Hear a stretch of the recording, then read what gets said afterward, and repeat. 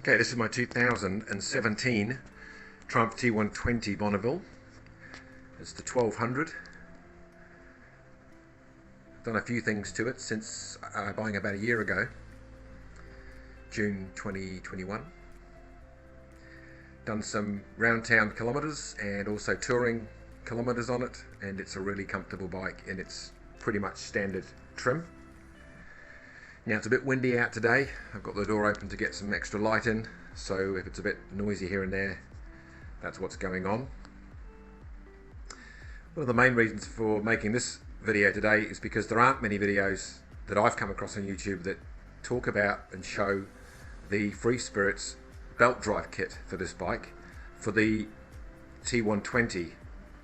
There are some other versions I think that I've seen online, but not the T120. So this is what I have done. So just starting at the back, we've got the Free Spirits belt kit out of Italy. I adapted a Harley-Davidson upper and lower belt guard because the guard that came with the kit was quite tall off the belt and didn't really offer, I don't think, too much protection.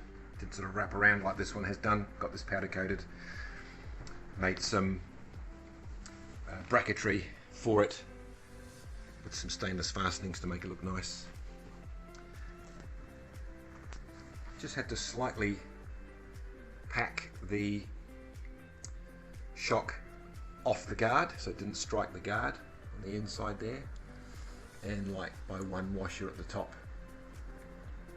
and also account for the hole inside with other washers to pack it out. The screw was long enough, and that doesn't seem to have affected anything. I got it in the black version with all the fastenings. That's just a straight bolt onto the wheel.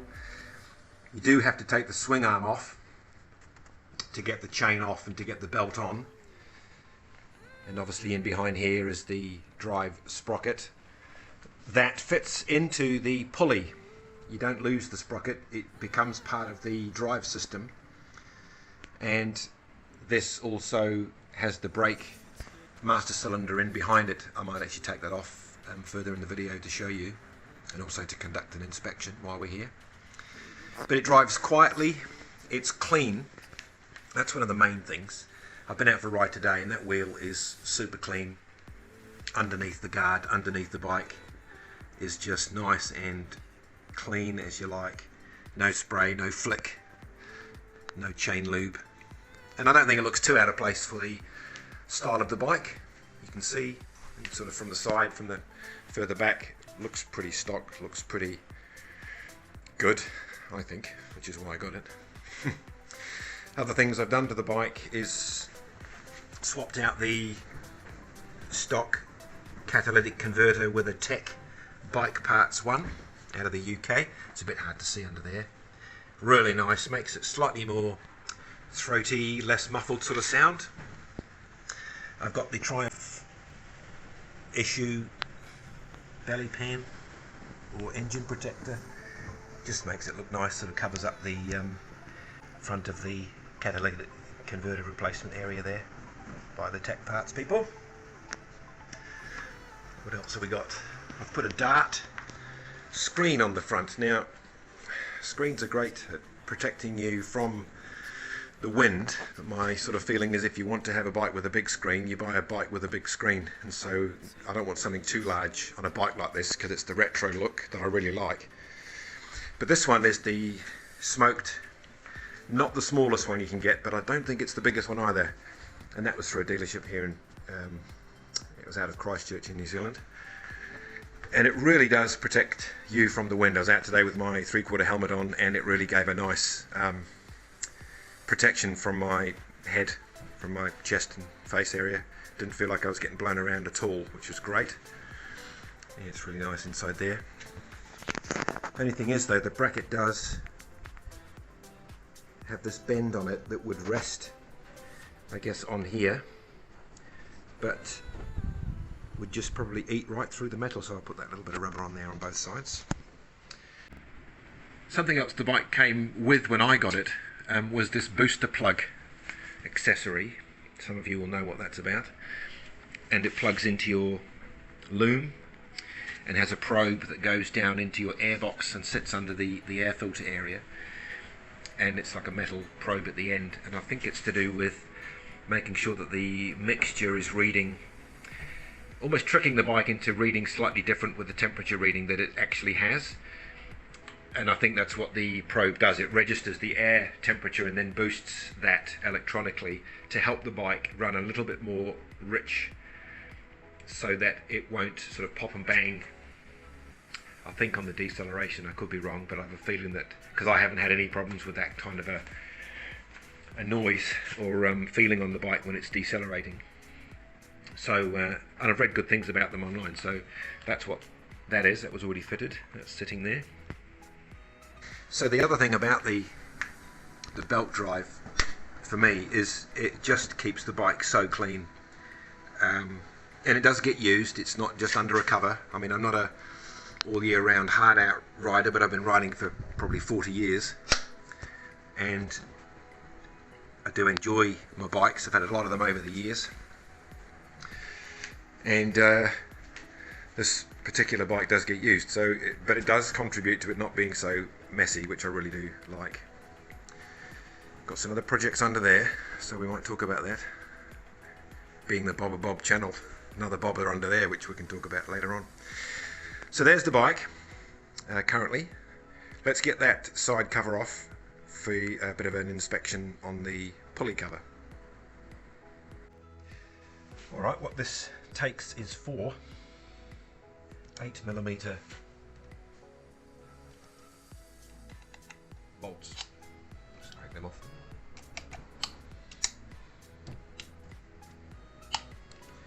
Haven't had that off for a little while, so it'll be interesting to see what we've got. I gave it an oil change last week for the first time, and it had lovely and clean oil. I bought it at about 3,000 kilometres on the clock, and it's just done over 7,000. But I hadn't done an oil change in the time that I'd owned it, and there was no service indicator to come on, but I thought I'd give it an oil change. And having ridden on a tour over Christmas, I thought the oil was amazingly clean. Little cap there's coming in. Okay. Alright, so even that's really clean. Put that on the ground. So you can see that the belt is centered nicely. The sprocket, original sprocket, is on the back side of this pulley, and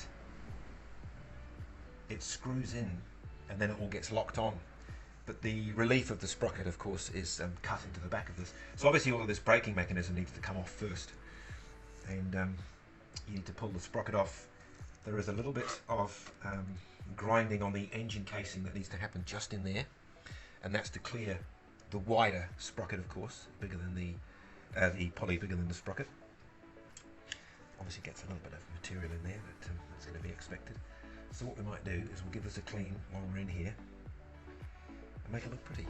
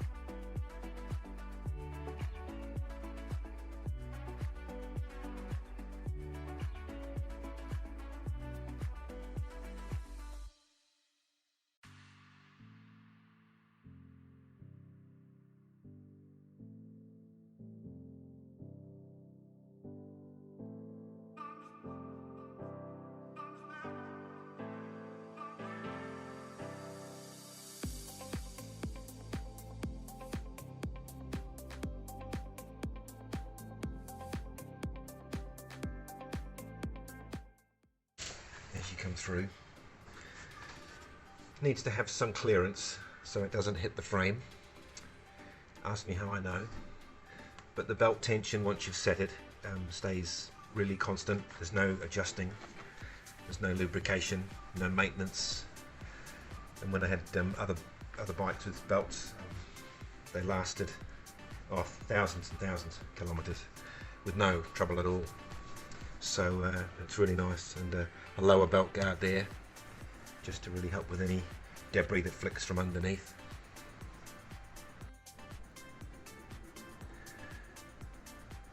So there's quite a specific piece that I had to make to marry into the guard.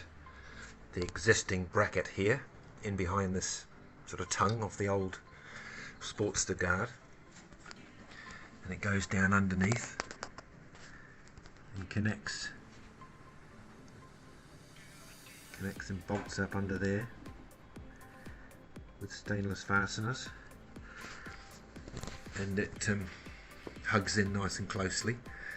The centre stand comes into about here, misses it beautifully. There's no touching of that. I did slightly adjust the inside of the stand to clear, but it was clearing, but I just wanted a bit of extra space. But the pulley itself is really nicely made. It's beautifully done, beautifully machined. The belt runs really true.